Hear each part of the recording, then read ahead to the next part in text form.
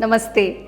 Welcome to another episode of Wholesome Living Through Food, a beautiful collaboration between yoga and you and home cooking.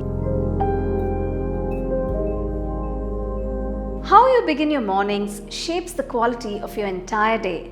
That makes breakfast all the more important. Today we are making something simple and nourishing. This is Ragi Upma. So let's get started and check out the recipe.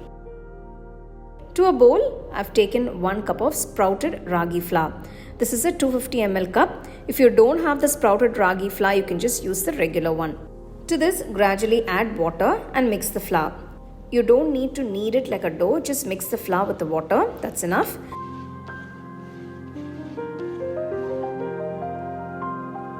So once you get this crumbly texture, the ragi flour for the upma is ready.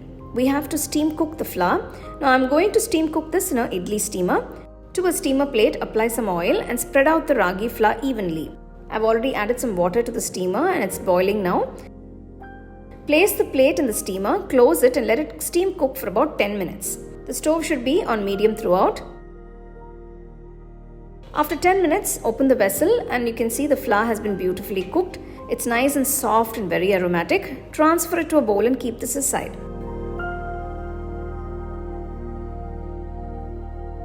To a wide pan or a kadai, add 2 tablespoons of oil. Once the oil is hot, add 1 teaspoon of chana dal, 1 teaspoon urud dal and 1 tablespoon of peanuts. Adding peanuts is optional.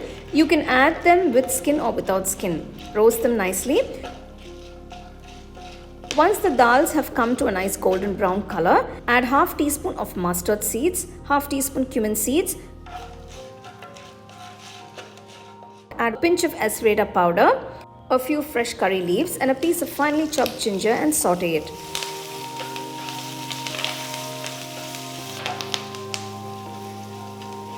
To this add 1 onion finely chopped. Next add 6 green chilies slit. You can adjust the quantity of the green chilies according to your taste. Saute it all together. Add a quarter teaspoon of turmeric powder and 1 teaspoon of salt and mix everything well.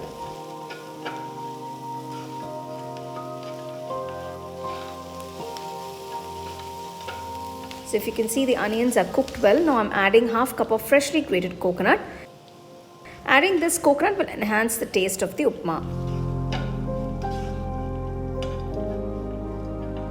Next add the steamed ragi flour. Just mix it all together. It's already steam cooked so you don't have to cook it too long. You can check for seasoning at this point and add salt if required.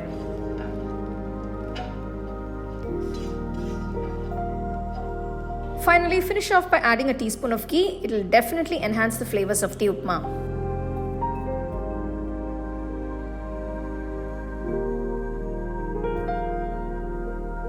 2 important tips for a tastier upma is do not steam cook the ragi flour for more than 10 minutes.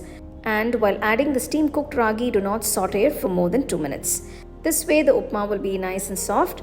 This is a very easy recipe. You can serve it with some nice chutney or sambar by the side.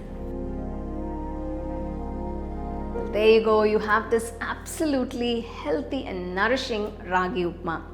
Try this after your practice and observe how your body feels, light, steady and sustained. If you like this recipe, subscribe to our yoga channel and share this recipe with your family, friends and your yoga community. Until next time, stay healthy, stay happy and stay nourished.